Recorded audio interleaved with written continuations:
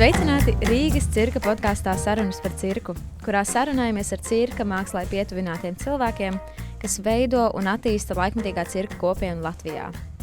Ar jums kopā šajā reizē būšu es, Elvīra Avota, un šajā epizodē mēs tiksimies ar kolēģi no ASV, kas ir viena no šī gada maijā notikušās Rīgas starptautiskās cirka pedagoģijas konferences galvenajiem viesiem un stāstniekiem Teksasu Holiju.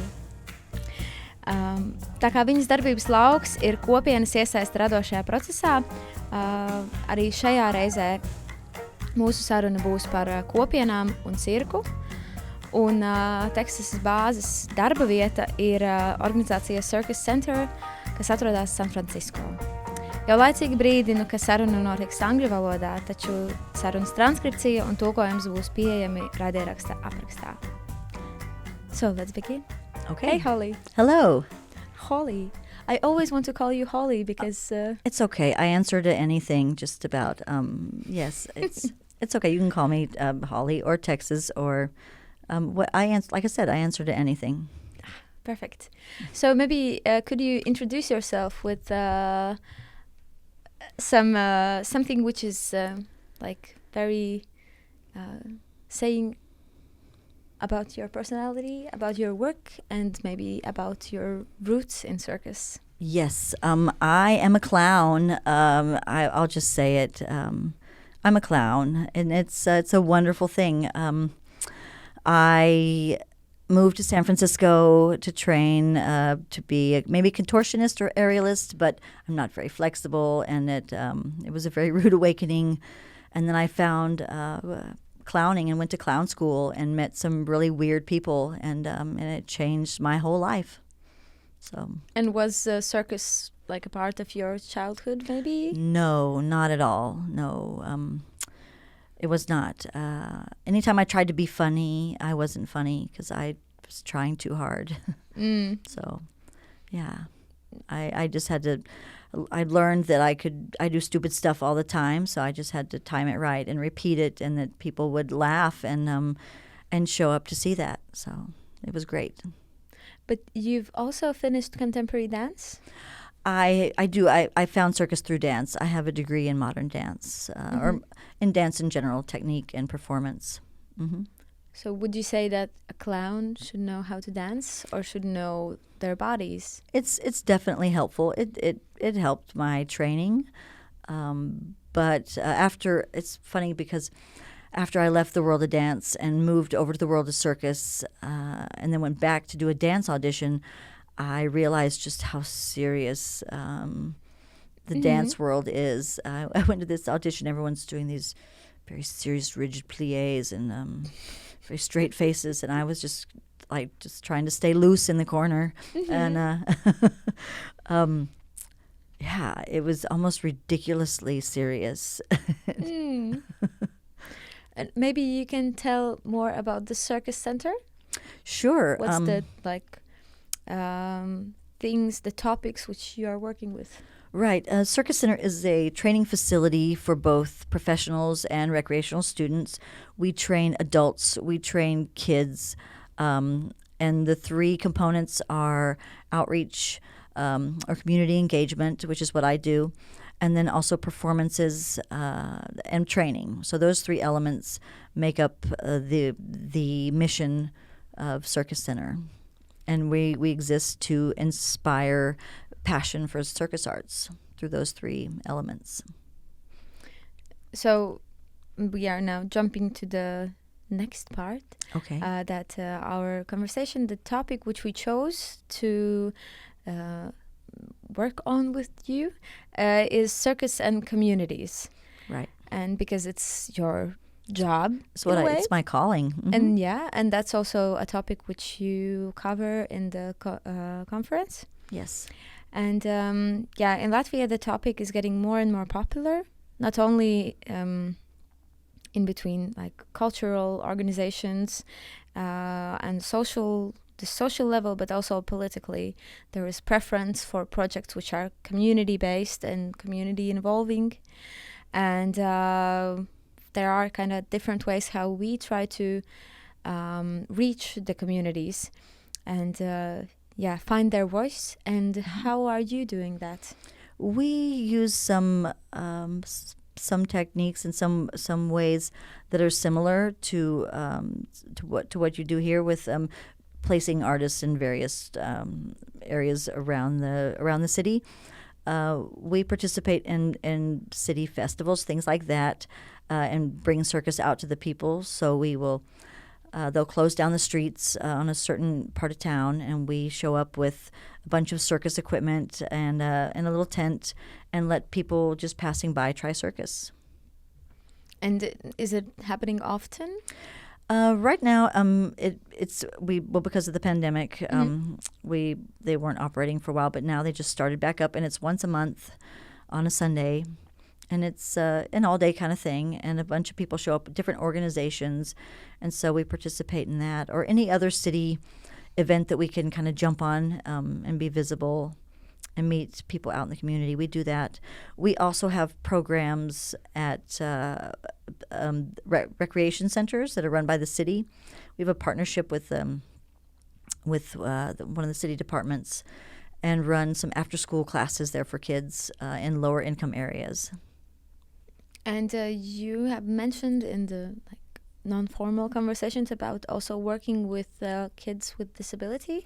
Yes, we had a partnership with a school called Open Mind School, and these are kids with autism and other developmental disabilities, and just brought circus to these kids who needed a little bit of joy and a little bit of fun, but also some physical activity and skill building, and I think I learned just as much as the kids did. It was really helpful, and just connecting with a different community was very educational and very satisfying.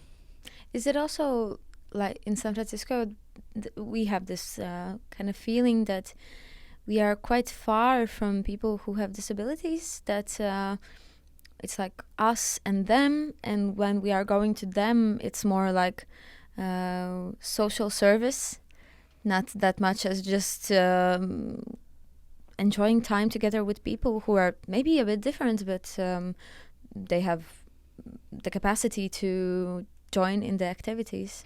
That was very similar to my experience. We went into the school without any training, and I was very nervous about it. Yeah, there is always the feeling that you need some kind of training or introduction, or what you can say, what you can't say. Yeah. Right. Am I going to do this wrong? Am I going to mess? I mean, what's going to happen?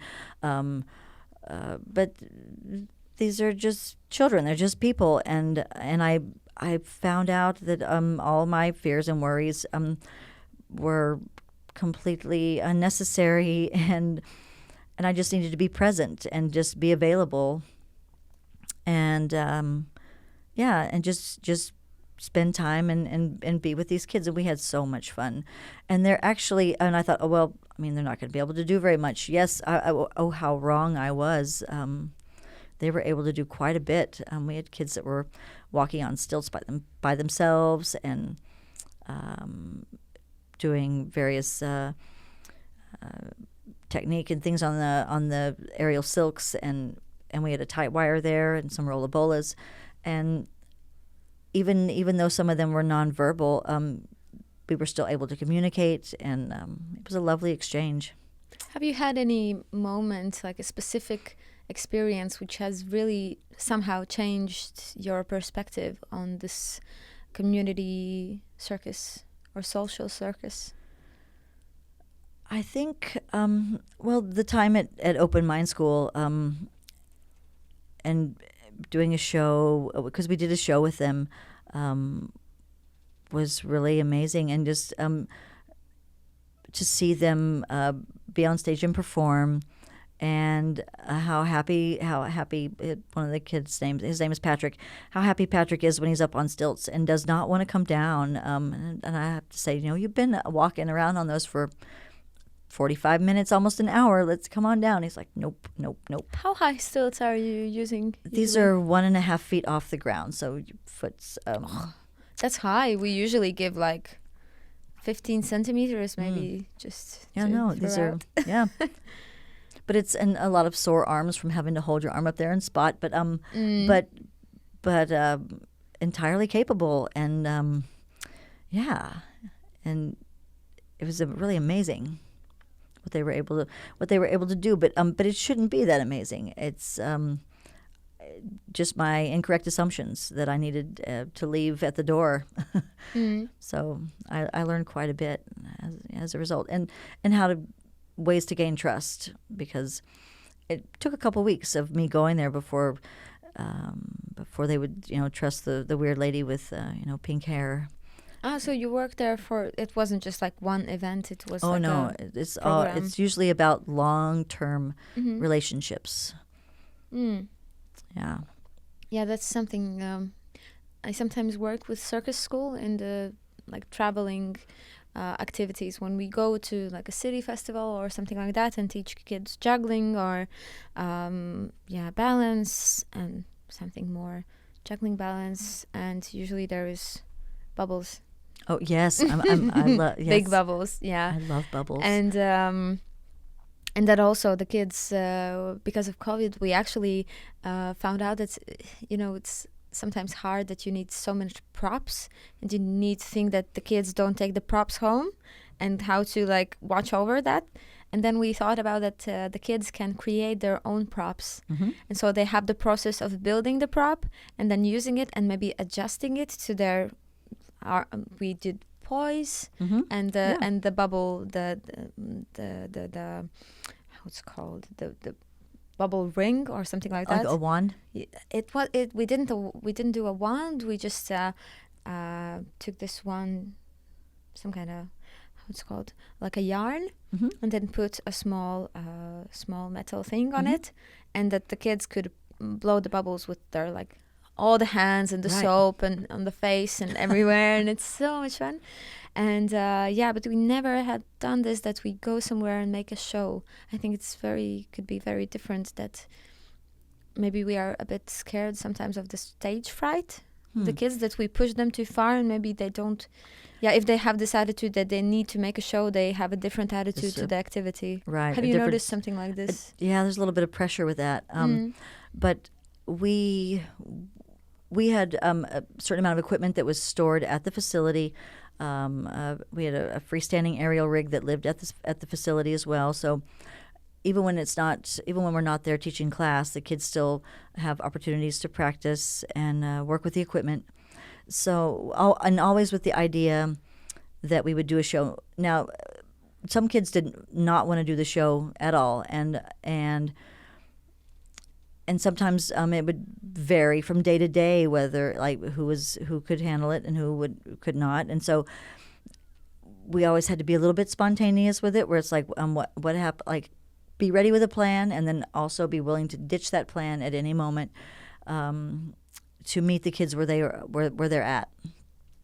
So there was that, but always with the idea of doing a show, and we have done little one-off events before where we've put together a show, but it's pretty simple, but also like asking them, do you want to do this? And usually there's one or two kiddos who do want to show something, and but in those that don't, we find ways to incorporate them into it. Like you're gonna hand this off, you're gonna hold this, you're gonna be the assistant, whatnot. We are recording this conversation after the conference, and maybe you have some kind of ideas which surprised you in the conference, because you led 2 workshops which are specifically about communities and circus. And maybe you can share what was interesting for you as a moderator, not only as a participant of the conversations. Sure. The workshops were super informative. We had a very diverse group of participants who had different experiences that they were coming with, and different goals and questions and challenges that I feel like we were able to discuss and potentially come up with. Hopefully, I think we came up with a few solutions. I was more the facilitator and just trying to make some connections. But we learned that marginalized communities look very different in various settings. Communities that are marginalized in the United States have very different backgrounds than in other parts of the world. But also, I think just in the connecting community, we decided that there were other reasons we could bring people together, and then just to meet people's needs. It doesn't have to be circus. And sometimes it's easier to gather people when you give them a little more purpose, and they can be helpful. And yeah, there were just a lot. I learned so much. It's all swirling around in my brain. It's great. But then we also began to question a pretty intense debate, or not debate, but debate is not the word, discussion about what is community. And is community a group that you might be in because someone has put that label on you and you don't want to be in that community, or you? So you're just facilitating the community with some kind of product, right? Or someone assumes that you are a member of this community, but you have to say, oh no, I'm not. Don't group me with that group of people. Or is it community because it's a choice and you share similar values or what was, now I can't think of the word we were using, but just your a like mind and perspective and things like that, like a community of choice and belonging, like a family, as opposed to a generalization of a group, like these, and labeling a group as such, which tend to be negative and derogatory sometimes. That came up too, like about when you don't want to be associated within a community and why that is, and that's so very different discussions from day one and day two. Yeah, I was in the first day, and so I was quite surprised because there's a lot of conversations about the community and how to work with the community, and then you kind of read about it and watch like lectures about it and join discussions. But actually, it really showed me that communities really depend on the place where the community is, the country or the social background or the like national maybe background or like traditions of the country, because there were examples from Great Britain and examples from Sweden, and we can't relate to any of them. Like the differences between kind of generations, we say that there's a big gap between old people and young people.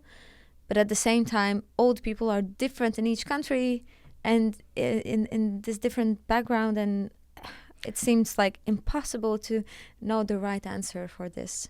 Right. I think each and trying to engage these each community comes with its own specific set of challenges, and sometimes the tools from one experience will translate over to another, and sometimes it's you're just throwing spaghetti at the wall and seeing if it will stick. But usually I think we came to the conclusion on the first day that either location is what kind of defined the community or value. It was one or the other. And with both days and both workshops, I think we also decided that, and this is also my experience, is that you take circus to them rather than expecting them to come to you. It was always a helpful thing. But and then gaining the trust. Yeah.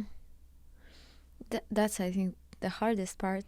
Right. It's easy to think about the content, what you want to give people, but to gain the trust. From the conversation, it seemed that nowhere in the world there was a community who just when sees something new, just accept it and right. Uses it. Yeah. I think on occasion, when we set up at the street festivals and people are walking by, there's usually a question of what is this, and then and as long as we're available and we're having fun, then they're more likely to join us. But that's true. I guess initially there's this skepticism and a little bit of questioning, like, why should I do this? Yeah, it's interesting.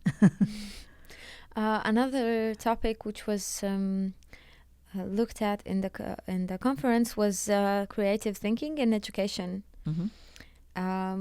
What is your experience with this? With how it works in real life? Is it necessary, and how it impacts the kids' lives? I think it's entirely necessary. I think it helps to build resiliency in kids and their ability to stay safe and be responsible for themselves. It builds a stronger sense of accurate self-assessment, which is one of my favorite terms from Prescott Circus. That's a big thing with them, is like knowing who you are and what you can do is a big thing. But it also provides a sense of ownership in students and gives ownership in their performance and also in themselves, and how that extends beyond just themselves, because you are a representation of yourself, of your family, of your school, of your community, of your city. And so your work and your time, even though you're a child and you're in class 2 hours a week, your time here is important and valuable. And so that's why I always like, pay attention, because this is just yes, it's fun, but it's important. Do you have this situation in San Francisco, or maybe the place where you come from originally? Maybe you can relate to this feeling that in Latvia, it sometimes feels that teachers kind of don't want to trust kids with the learning process. And then the process is it's not creative, because if you give the creative thinking space for the kids, they can learn wrong or not learn or something like this. So the teachers are trying to hold them in the really tight leash. And so now it's changing, because we had the education reform, and it kind of makes the teachers be more open to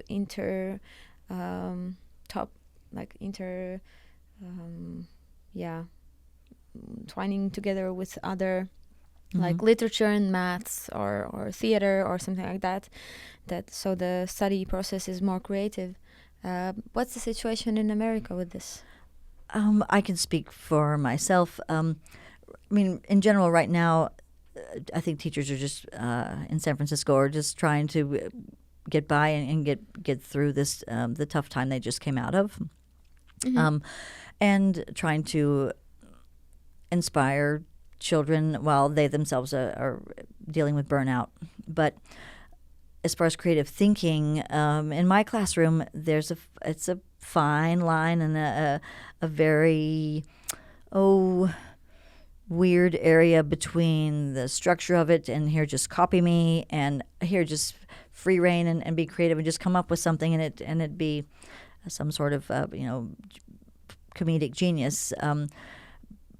So I lean on and go back to the structure and the clown acts that I was taught in clown school, some of them, and that because these are old French entrees that Dominique Chandot, my teacher from clown school, taught us, and these were designed very old classic French clown skits that he taught us so that we could put our own personality in them, and so it allows the kids to have a little bit of their, put their own personality and character and scenario on it, but still provide the structure so that it doesn't go completely off in left field, and you're there for 20 minutes as an audience, and just enough structure, and so that they can have fun with it, and it's worked pretty well. Sometimes I would like there to be a little more creativity, because it's easy. Sometimes initially, they'll just do exactly as I do and trying to communicate. No, you can make this your own, but not too far over into your own, and like the important things that need to maintain and where you can put yourself in. So it's fun to watch kids. They're funny. How is it in the creative process with kids? Is there a chance that when they are trying to think creatively, they still go in some kind of cliches and some kind of copies some things that they see? Do you notice any like tendencies in this? For example, that there's like one TV show which is very famous, and so everybody, when they try to do études, they kind of copy the TV show or something like that. Yeah, sometimes. We try and guide them, I guess, and find, and it's a challenge as well, because that it not just be a copy of us, but in certain places, in certain ways. But yeah, there are definite, or they'll come to me and say, "Oh, I've got an act for the show. Can I put it in?" And I'm like, "Well, okay. How long is it?" "Oh, well, it's 25 minutes on." "Okay, well, our show's only 30 minutes, and there's other kids in the show, so we need to." But also teaching them how to look at performance, not in the sense of good or bad, but what did you see up there, and raise your hand and let's talk about what did you see that's funny? Why is it funny? And then putting a little twist on it and helping them bring it back to something short, something stupid, and off you go. What is your relationship with the parents of the kids?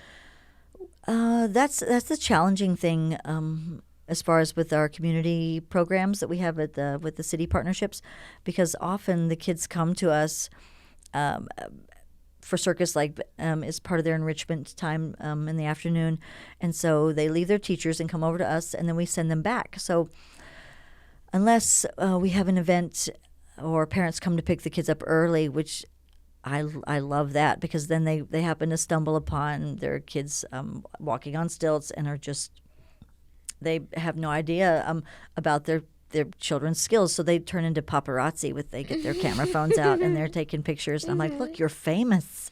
You are famous, and there are photographers following you everywhere. Look at this." So it's a fantastic moment, both to see the pride in the student and in the parent. So sometimes it's fun to hang around, and a lot of them will ask me if they can go get the equipment or the yo-yo or the spinning plates and show their skills to their parents. Most of the time I say yes, but sometimes I'm like, no, save it for the show. Don't give it away. We need an audience. So All right, yeah. Do you have parents? Because the question comes from this of our experience that when we go to the city events, then usually the ones which are hard to get away from the stations, juggling stations, are not kids but fathers. And so because it's challenging and it's fun and it's somehow it's in the stations, like as I mentioned before, the Chinese plate, which is maybe too difficult for kids sometimes. Some kids are super talented, right? But for grown-ups, we have noticed that it really shows, this discipline kind of shows that kids, they are quite, they are trusting their feelings. They're trusting their hand and the feeling of the spinning. But grown-ups, they kind of... they want to do it so much, it puts extra tension in their body, and it works against them, and trying to... and they obsess. I find that adults... obsess over spinning plates more than just about anything, because it looks so easy, but then all your efforts that you're putting into it and work against you, and all the tips I keep giving are like the same thing over and over and over. I'm like, I'm just going to leave you alone, and I'll be back, and and walk away from it for a second, and then come back to it, and they're like, no. They don't let go the hand there. They feel, but yeah. Do you have this that the kids, when they show what they are doing, that the parents are like, oh, I also want to try this? It's fun to watch the kids teach the parents, and coach the parents, and I love that. Or teach each other. It's really great as well when they can communicate that, and to learn what's helpful and what's not. Like, here, just do it like this. Like, okay, well, is that what's? Can you explain that? Use your words and explain what you're doing, as opposed to that. Because and also then the other child is able to communicate. Okay, that's not helping me, and it's making me more frustrated. And then we have a feelings meeting and so forth. But getting them to work together is a great thing.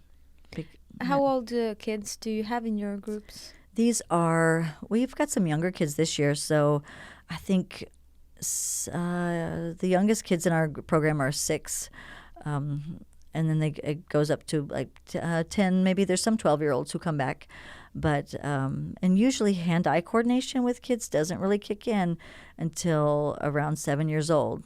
So there's some skills that we wait until you're 7 or 8 to do, and some that. But the little kids see the older kids doing it, and they want to try at least, yeah. Right, and it's fun. Also, we do trampoline, and they want to bounce around. Yeah, that is something which doesn't have an age for. Right. Yeah.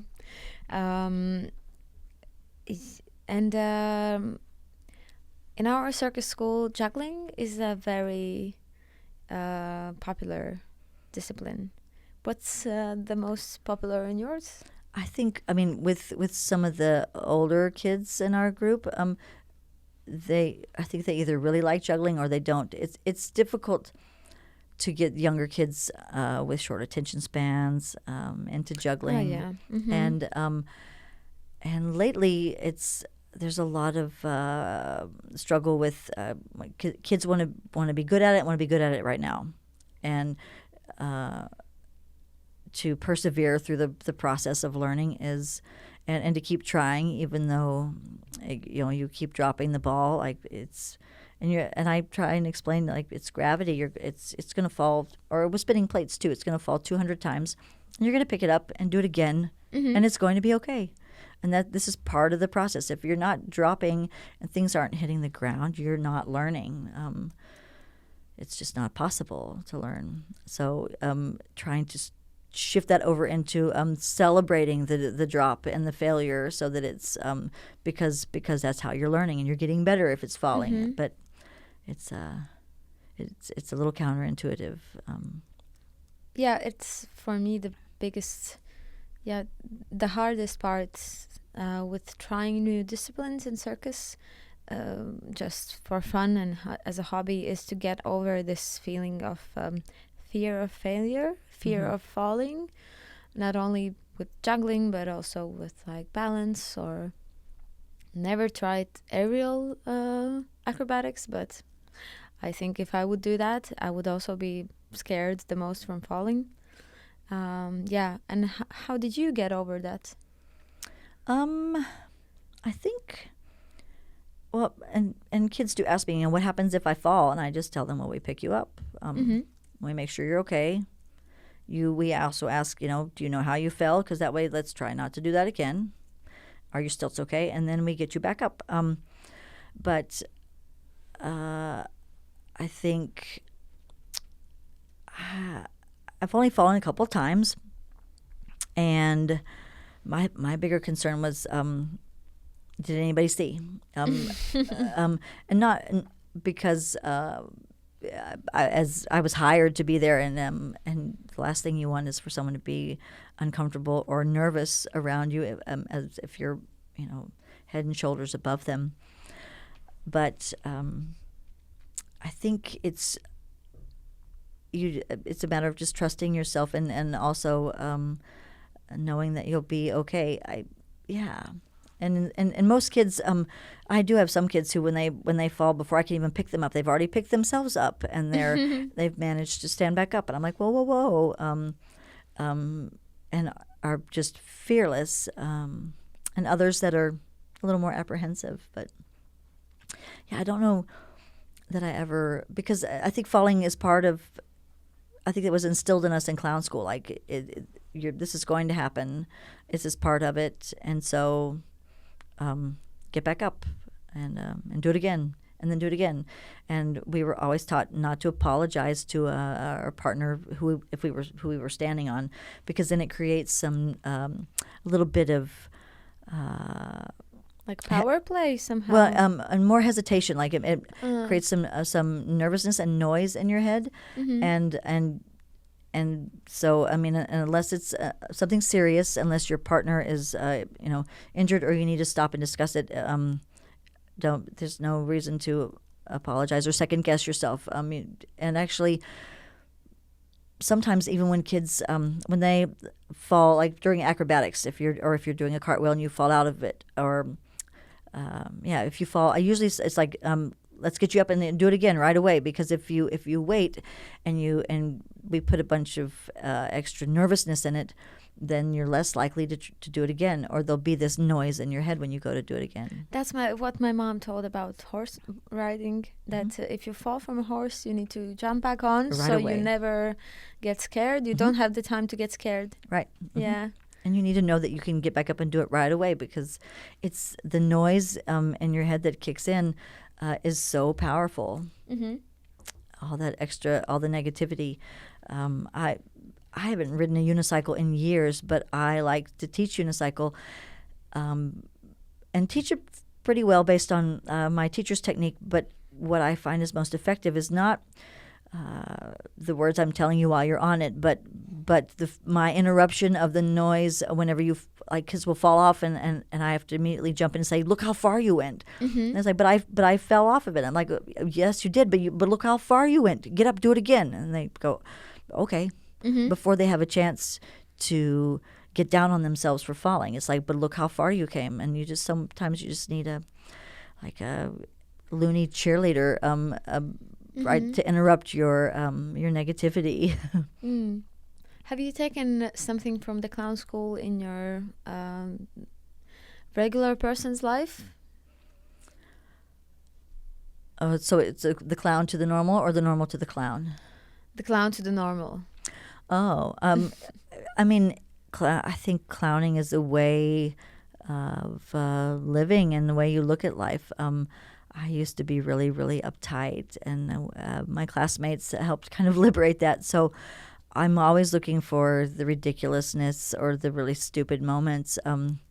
One time, one of my clown buddies, I guess he had tripped and he fell down the stairs or something, and the coffee landed upside down on his head. And I was like, oh, I said, did anybody see it? And he was like, no. And I said, I'm so sorry. I said, can you repeat it? And he's like, no, it won't ever happen again. I was like, oh, I'm so sorry. That's such a bummer.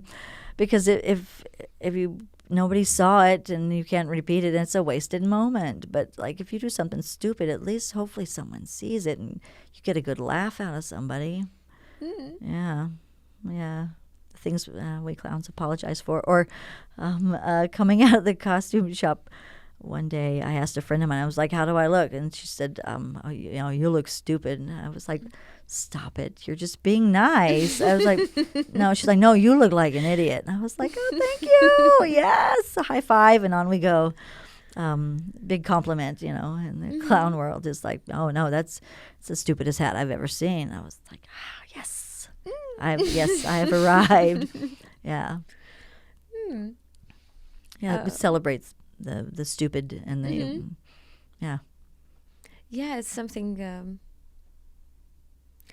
that people here also think a lot about, that not to be stupid, not to look out from the norm, not to kind of but then have some kind of quirky hobbies, and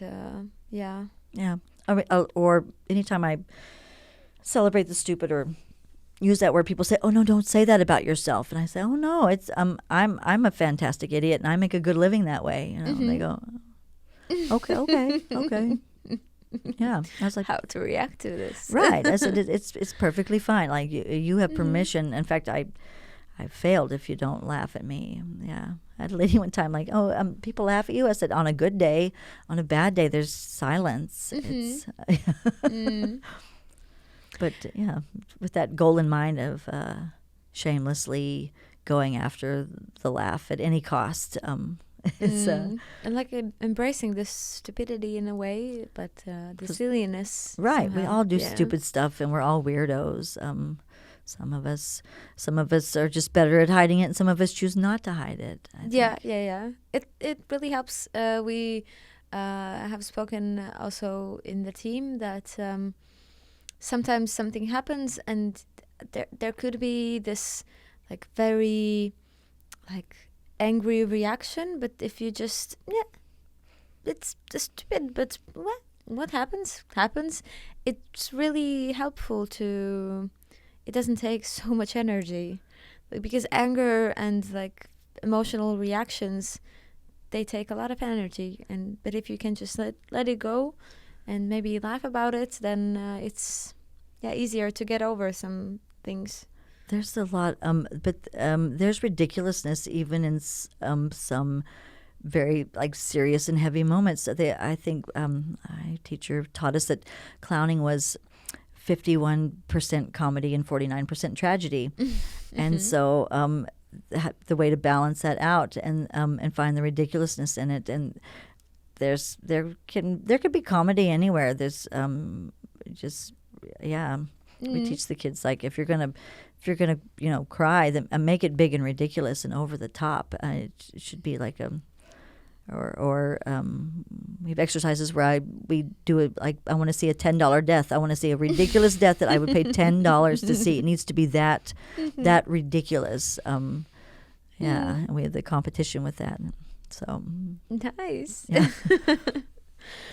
Another topic which was mentioned in the conference was body literacy, and that's something which we in the circus school try to teach kids, also try to teach grown-ups, because we have also grown-up groups, and to learn how to understand your body and understand what it says, and not to overthink, but just to listen to the body and somehow trust it. Do you work with this also in your organization? I think just self-confidence in general is something we're trying to achieve, and by means of acrobatics, because most, if not all, other circus disciplines are based and rooted in acrobatics. And it's amazing. Some kids who get to age 10 and have never done a forward roll or been upside down. And then some other kids, I think sometimes it's cultural or just your own experiences within your family. And as the more tech-heavy children's lives become, the less comfortable they are in their own bodies. And we try, by way of acrobatics, both tumbling, as well as partner acrobatics, where we get to know each other by standing on each other, in different ways of just being human. But we work a lot with that, because it's helps kids know who they are and what they can do. Mm-hmm. Another thing which I thought about body literacy, I think for me would be also physically communicating with people. In Latvia, it's quite normal not to touch anyone, not to greet by hugging, or not to kind of, not to stand too close. Or we really like our, like this physical, intimate space to be clear from other people. Mm-hmm. And I think the body literacy kind of also could teach this, that it's okay to touch, and it's another way to communicate. And I think it for me personally, and I know that my friends also has this, that it's not common to touch strangers. And when you somehow have these situations, when you do this, then it's very special in a way. And how it's in America, and America is huge. in your experience with the kids, do they have this maybe when the puberty hits, that they don't want to touch anyone or be touched, and then you kind of try to break it, then it's a normal communication? Well, and especially with circus, because it's so hands-on. So more and more now, we make it a point to tell the kids, what we're going to do before we do it, and ask, is this okay? And this is the purpose of this, and whatnot. And sometimes they're upside down or in the air, and we have to catch you, and but it's for this reason, and keep you safe, and on we go. But also when they work with each other, and it's funny because it's the little kids are poking on each other and standing in line, and I have to tell them, like, you should not have your hands on anybody else unless you're directed to, because there are times when one person is the base, and there are times when we will give you specific instruction that you're going to put your hands on your base's shoulder, and you're going to go crawl up on them, and we're going to make a big pyramid kind of a thing.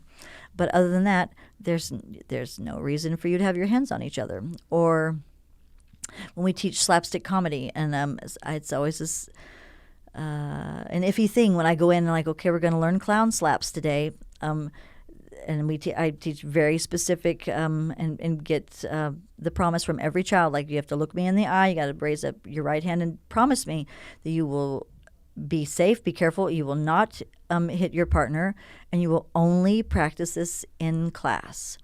I said, because, and they don't understand why. And I said, well, I'll tell you why. If you go outside and you practice these clown slaps, sometimes they look very real. And the little kids will see you doing these, and they will think that everybody's just slapping each other or having fun with that outside, and you will get in trouble. And then I will get in trouble. And so and this is for the purpose of performance. So unless we're rehearsing it, But I also tell them, like, we put our hand on the other person's shoulder. That way they know it's coming, and that way they can be ready to make the noise and it. But and also to stay safe. But that's a big deal. But also teaching them how to communicate with that, when it's okay, when it's not okay, and how to self-regulate and keep it under control. But I still get a little nervous sometimes when I teach that, and I think also, am I teaching violence? What's right? What am I teaching kids? Is this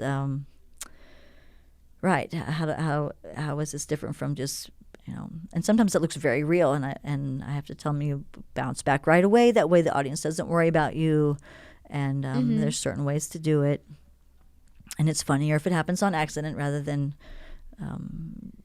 But clown ballet, a bunch of ballerinas accidentally slapping each other on stage is funny. Yeah, and the kids like that one. It's really funny. So our conversation is going to the other side of the beginning. Okay, the other. It's called end. Oh yes. And so the third part, of the conversation is the recommendation part. What could you recommend our listeners and our audience who is watching the video to search for and maybe explore? And usually we ask about shows. Maybe you have some show which we can search for, and or I have specific recommendations for projects that are community based. The Uncle Junior project is one. That Veronica Blair is an African-American aerialist, and has created a project of telling stories of African-American circus artists, and it's a wonderful project. Let's see, who else? The Circus Arts Institute is another organization that works with a licensed psychotherapist with circus. Carrie Heller is the founder, and then the American Youth Circus Organization is another great resource for all things community and youth and social circus. And oh gosh, I could go on and on, but yes, those are the. Yes. Yeah, if what we will mention all the things you recommend in the description. So all who are interested in anything, they can search for it. Another thing is what could you recommend as an inspiration, maybe for circus, which is some kind of medium, which is maybe not circus directly, maybe some kind of movie or book or exhibition, which kind of tells about either a circus or some kind of the circus feeling. My favorite thing, and you mentioned it briefly earlier, are different ways to use bubbles with circus, and what can be a bubble wand. I like juggling rings make fantastic bubble wands. Actually, yes, you can kind of get in them also if the juggling ring is big enough. Yeah, and the kid is small enough. Yeah. That or and different shapes with them. And I'm always looking for different ways to make my own bubble wands or out of hands or this or that, but also to choreograph it to music. Maybe it becomes contact juggling or a building, but that's my latest obsession. And but it makes my pets crazy. Ah, wow! It's so yucky, like it's right. The foam everywhere, and anytime we do it at the rec center as well, it's bubble day and the whole ground is incredibly slippery. Yeah, we offer this experience only outdoors. Right. Yeah, so it's possible to clean something after that.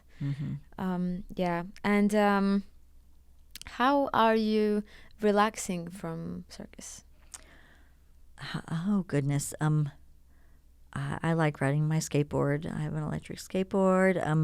I fly kites. And I like to yodel and tell stories through spoonerisms, just like backwards storytelling where you switch up the words. I do the story of Rendersella instead of Cinderella for the Pransome Hints and the Bancy Fall. And she slops her dripper. All of that. That's a lot of fun that I learned as a child, but it tucked away for years until I needed something. And I went, oh, storytelling is circus. Let's work with this. Yeah. Yep. And I like and yodeling.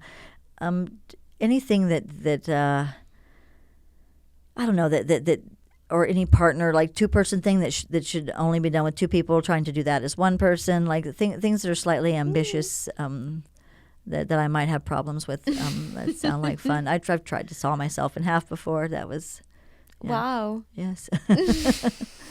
That sounds like a very origami thing. Like it was exciting. Yeah. I have a question about bubbles. What is the weirdest thing which you have put in a bubble? Oh, put in a bubble? I mean, we usually pass bubbles back and forth. But my big thing is can you make a wand out of your arms? Can you make a wand out of your hands and make something out of nothing? But I'm always looking for the secret solution to bubbles. Can we make them edible? How that sort of thing is. But I saw an act recently, not a children's act, mind you, but it was fascinating to see bubbles constructed with a vape pen and smoke inside bubbles. In TikTok, there's so much of this. Oh, really? Yes, and there's it has turned into this these jokes that they make the vape rings, the smoke rings, and then they push them to people, and there's some videos when the grandma is sleeping and then the ring is coming and she is not understanding what happens, and creating a joke of this, scaring people with smoke. Oh no. Yes. Wow. And also animals and stuff. Yeah. Oh no. Oh, I've not seen that. I'm kind of okay with it. Yeah. But have you seen where they can build complex shapes and things like that? And then I've seen them where they just land in the person's hand and it just kind of poof. Yeah, and when they put it, when it poofs also on a table, and then they make a shape of it, then it like swirls and. I need to check this out. Yes, that's a big TikTok part. Right, but I like making big giant bubble wands, and yeah, it's a lot of fun. Yeah, or when I'm doing dishes, and I, yeah, my dogs don't like it. Yeah, nice. It's fun. And as a closing question, I want to ask you, like, with a look in the future, how do you see the future of circus in your area or your life, maybe? I think I'm already following in the steps of my mentors, quite literally, with wearing their shoes, and the job and position that they had. I in San Francisco, there's a lot of circus, not necessarily coming back, but expanding and growing, and we are a force, and I feel like that there's a movement happening, and it's shifting and changing as well. A lot more site-specific things happening, and I'm excited about that. And I learned a lot about contemporary circus this week, so that's exciting too. Yeah, and doing circus in really weird places with really weird things. So nice. I hope that it happens at your home and also here, because that sounds super nice. So thank you for the conversation, and thank you for the keynote speech also in the conference and the workshops. It was super nice to meet you and to hear your experience, which is quite different from ours, but similar with in the way of values. I think we are on the same or a similar wave. So yeah, thank you for the conversation. Thank you for having me. This has been great. Paldies, skatītājiem, un uz tikšanos nākamreiz.